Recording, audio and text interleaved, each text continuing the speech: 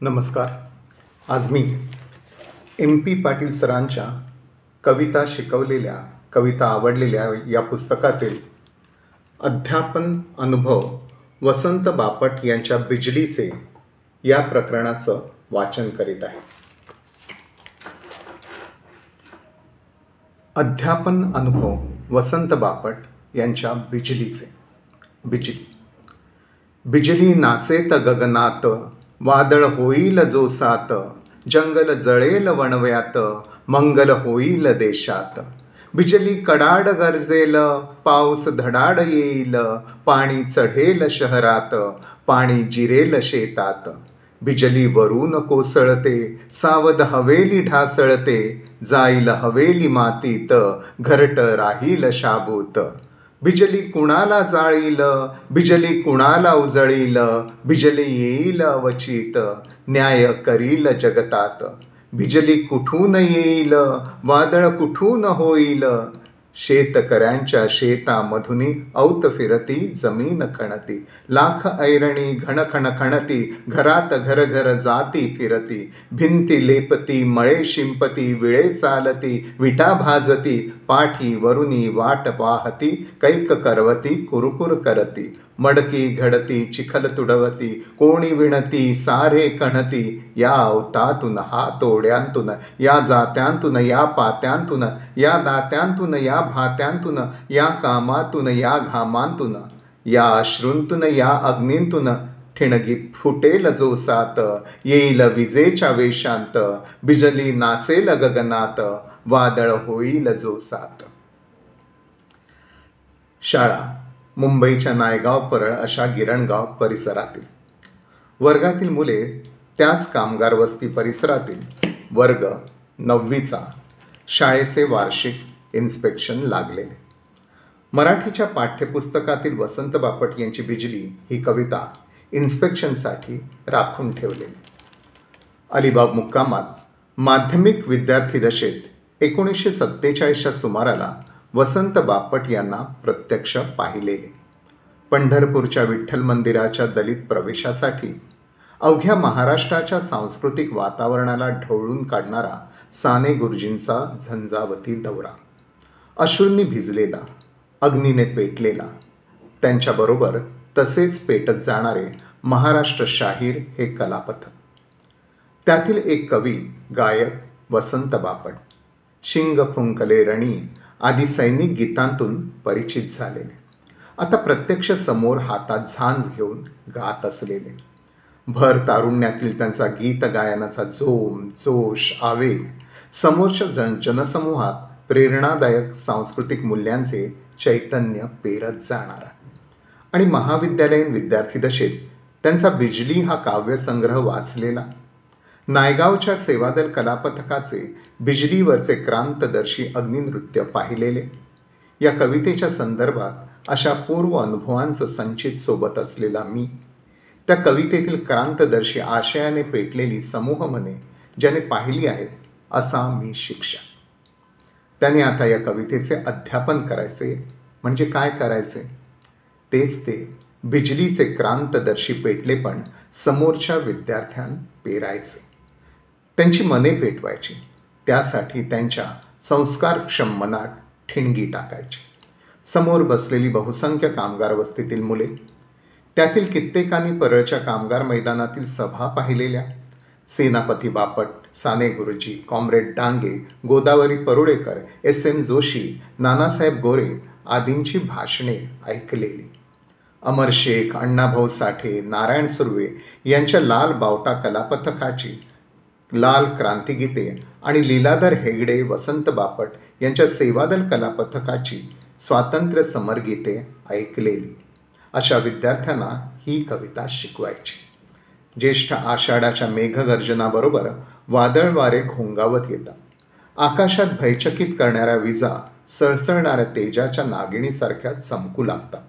त्या विजा कुठे जंगलदऱ्यात कोसळतात, झाडे पाने जाळून टाकतात, कुठे वणवेच्या वणवे पेटवतात, जंगलेच्या जंगले जाळून टाकतात. कुठे त्या कडाडत गरजत येतात आणि बरोबर धडाड पावसाचा वर्षाव आणतात आणि शेते शहरे पाण्याने भरून जातात. हे झालं आपण पाहिलेला आकाशात चमकणाऱ्या विजांच्या संदर्भातील वर्णन यापेक्षा एका वेगळ्या विजेच्या जातीचे एक वेगळे प्रलयंकारी दर्शन आज आपण कवी वसंत बापट यांच्या बिजली या कवितेत घेणार आहोत. लागलीच कविता तिच्या अंगभूत नर्तन सन्मुख लयीत आणि तेजाचे पाणी दिलेल्या शब्दांच्या ऊर्ध्वमुखी उच्चारातून गायली जाते. अशा या कवितेतील नर्तनशील शब्द उच्चारांचा चढता आवेग जेव्हा शेवटच्या ठिणगीत फुटतो तेव्हा भारावलेला सारा वर्ग एका अनोख्या तेजाने प्रकाश विस्मित झालेला दिसून येतो आणि मग त्याच तेजाच्या भावलेत अध्यापन सुरू होते. मुलांनो, आपण पाहिलेल्या आकाशातील त्या विजांपेक्षा या कवितेतील बिजलीच्या प्रलयंकारी नर्तनाचे सर्जन वेगळ्या संदर्भातले आहे.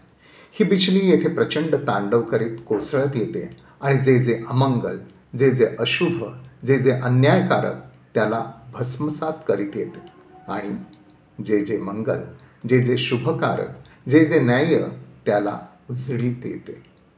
त्याची प्रस्थापना करीत येते. तिचे कार्य असे दुहेरी स्वरूपाचे विध्वंसाचे आणि निर्मितीचे आहे.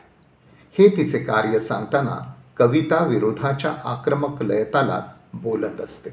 एकीकडे ही बिजली गगनात नाचेल, तिच्या सामर्थ्याचे वादळ जोरात होईल, तिच्या तेजाने सारे जंगल वणव्यात जळेल, पण दुसरीकडे सर्वत्र मंगल मंगल होईल.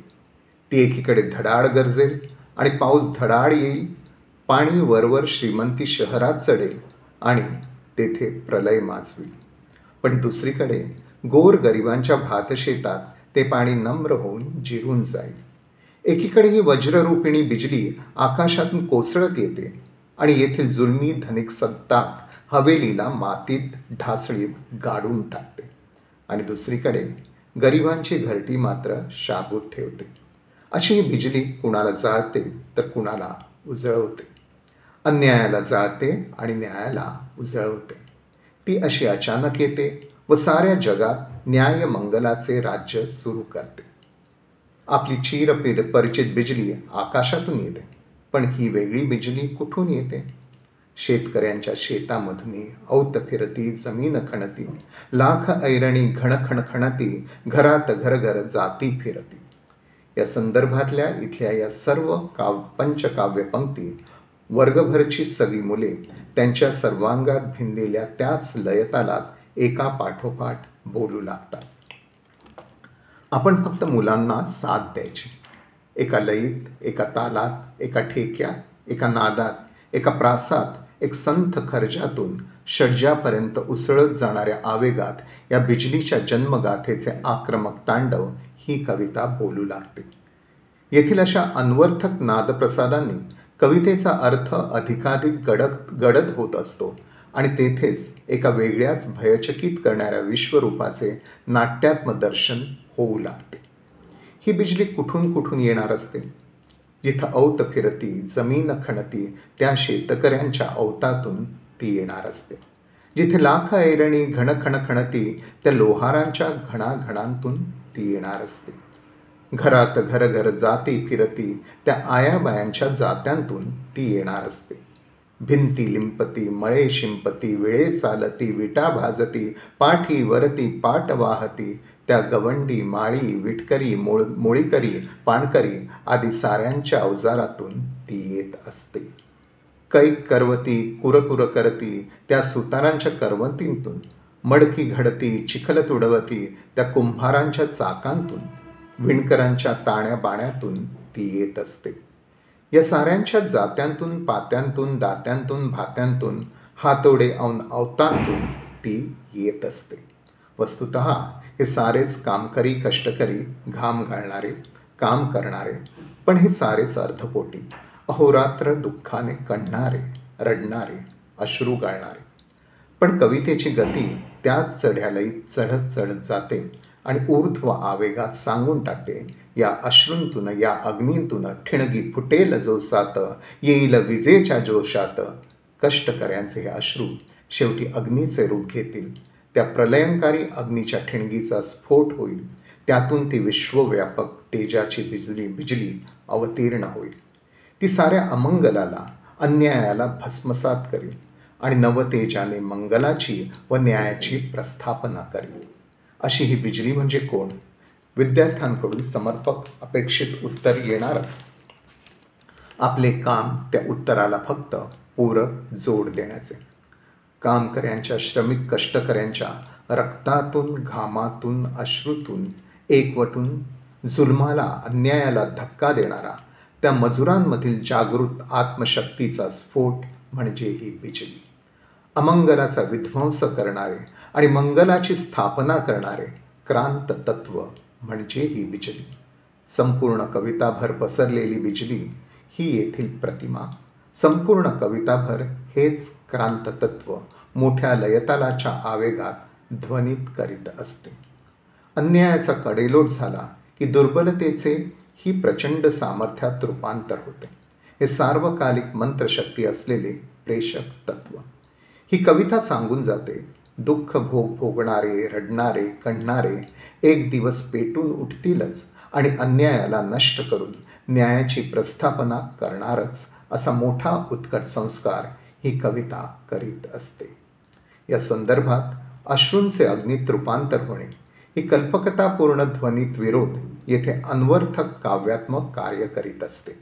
शिवाय या कवितेला ऐरणीच्या घणघण हातोड्यांच्या घणांचा, गरगर फिरणाऱ्या जात्यांचा, कुरकुर करणाऱ्या करवतींचा, यंत्रावर फिरणाऱ्या ताण्या बाण्यांचा एक चढता आवेगाचा जोश आहे, जोम आहे आणि खरोखरी तेजाची एखादी सळसळती नागिणच येथे ते तेजाचे अग्निनृत्य करीत आहे असे दृश्य आपल्या मनात उभी करणारी ही कविता आहे. एकूण क्रांतदर्शी आशय आणि सौंदर्यपूर्ण बंध या कवितेचं भावणारे, दिसणारे, मूल्यपूर्ण रूप आहे.